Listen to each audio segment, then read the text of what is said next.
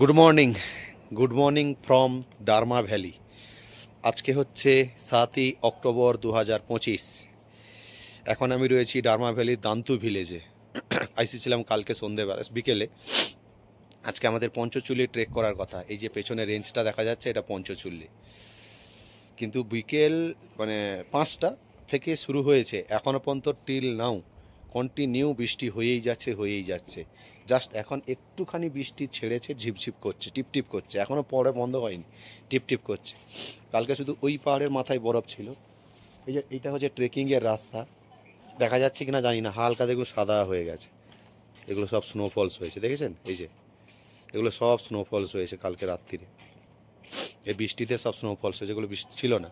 আগের যদি video post করি আমি, নিশ্চয়ই দেখতে পাবেন যে ওগুলো বরফ ছিল না। এই পাহাড়টাই শুধু ছিল, এখানে স্নোফলস হয়েছে। আর পেছনের পাহাড়গুলোতে একটু হালকা ছিল, এগুলোতে এতটা ছিল না। এই যে এগুলোতে দেখুন, এগুলোতেও ছিল না, এগুলো ভালোই স্নোফলস হয়েছে। পেছনের পাহাড়টাও স্নোফলস হয়েছে, সবগুলো পাহাড়ের মাথায় কিন্তু সব স্নোফলস হয়েছে।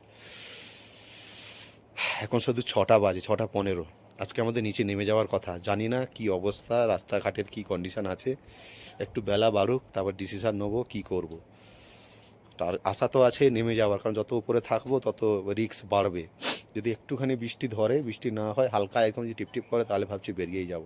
ট্রেকিং হয়তো করা হবে কি না জানি না, যদি হয় অবশ্যই দেখতে পাবেন, আর যদি না হয় ভাবছি ওই জঙ্গলটা একটুখানি যাব, কারণ স্নোফলস হয়েছে তো এইগুলোতে। জাস্ট একটুখানি, এই যে উঠলেই জাস্ট 10 মিনিট উঠলেই আমি স্নো পেয়ে যাবো পাহাড়ের গায়ে। ওটা একটু জেলেও যেতে পারি, ঠান্ডা লাগছে, ঠান্ডা শিরশির করে ঠান্ডা হাওয়া দিচ্ছে। তাহলে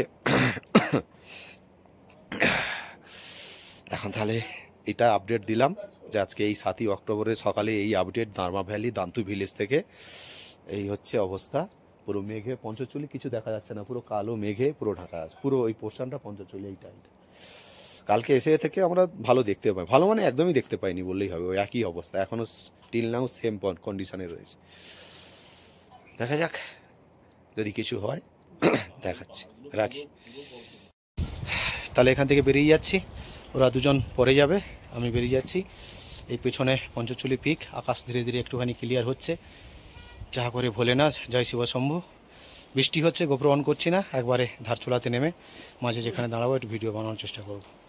রাখি, চলুন ধারচুলা থেকে দেখা হচ্ছে। আজকের দিন সব তো দেখিয়েছি, আর দেখানোর মতো কিছু নেই। আসি, এই আস্তে আস্তে একটু আকাশ ফাঁকা হচ্ছে।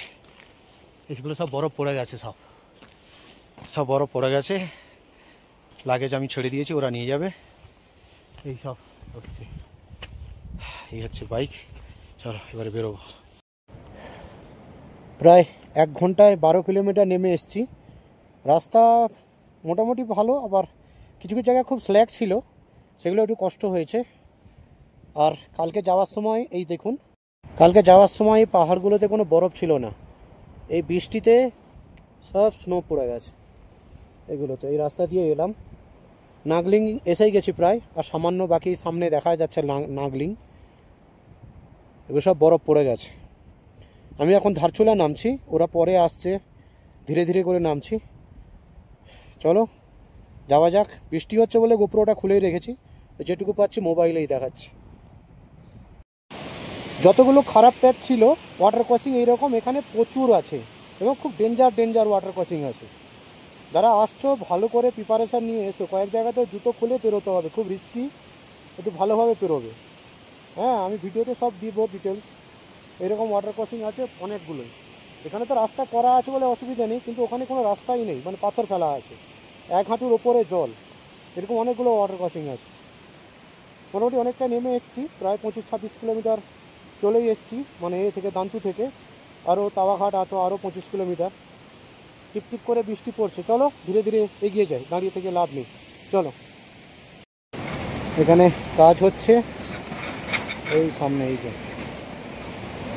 এখানে কাজ হচ্ছে, রাস্তা বন্ধ করে দিয়েছে, এটা বন্ধ করে দিয়ে খাচ্ছে এটা। এখানে কাজ হচ্ছে, ওইদিকে কিছু গাড়ি দাঁড়িয়ে গেছে,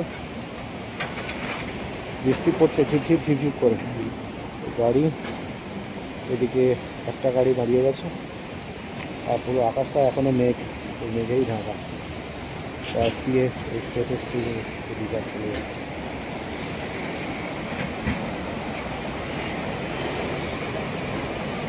তখন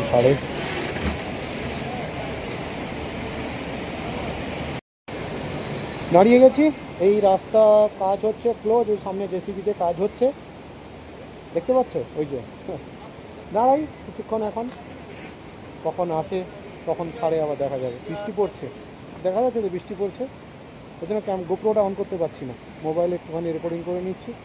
ঠিক আছে, রাখ। চলো, এখন দাঁড়িয়ে আছি যে ব্রিজে, আর পেছনে দেখা যাচ্ছে একটা ঝুলা। এই ঝুলা দিয়ে চলে যাচ্ছে নারায়ণ আশ্রমের দিকে। আমার বাইক দাঁড়িয়ে আছে একটা ব্রিজের ওপরে, আর তার পেছনে দেখুন এই ফলসটা, বুঝেছেন কত সুন্দর না? বৃষ্টি হচ্ছে, এই জন্য ক্যামেরাটা লাগাতেই পারছি না। চলো যাওয়া যাক।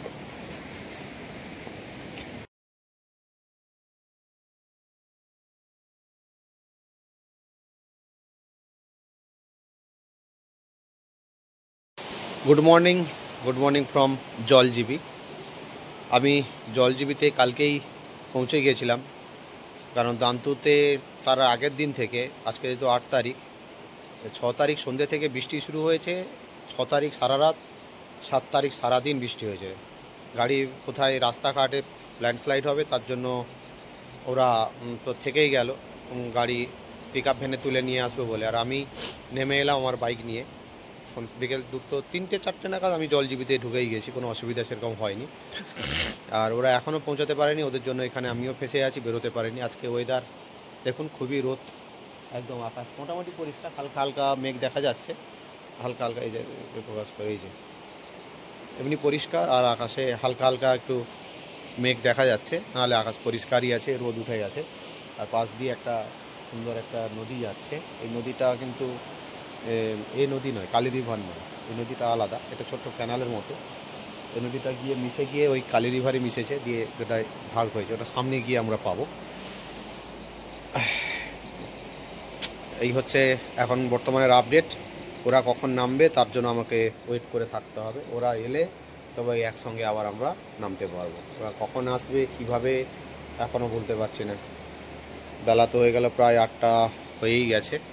আর এটা জলজিবি, এইখান থেকে মুন্সিয়ারি রাস্তা একটা আলাদা হয়ে যায়, সোজা ধারচুলা, আর একটা বাঁ দিকে চলে গেছে মুন্সিয়ারির দিকে, এখান থেকে চলে যাওয়া যায়। বেশ ভালো লাগছে, একবার নদীর কাছটায় যাবো। এই ছিল আপাতত আপডেট। এই হচ্ছে হোটেল কোয়ালচাই হোমস্টে, জলজিবি ঠিক মার্কেটটা পেরিয়ে এলে রাস্তার ওপরেই এই হোমস্টেটা। ভালো, খুব খারাপ মানে ভালোই বলা যায়, খারাপ নয়। চলো এখন রাখি, ওরা আসুক, পরে সারাদিন কি করি যা দেখাবো। বসে থাকি, এছাড়া কোনো রাস্তা নেই, বসে থাকা উপায় ছাড়া। আজকে 8 অক্টোবর 2025। ছোলে ভাটুরে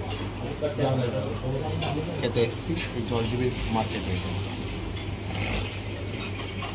আমি যে হোটেলে রয়েছি কোয়ালচাই হোমস্টে, মানে ব্রহ্মকমল হোমস্টে এখানকার ভাষায়, কোয়ালচাই বলছে।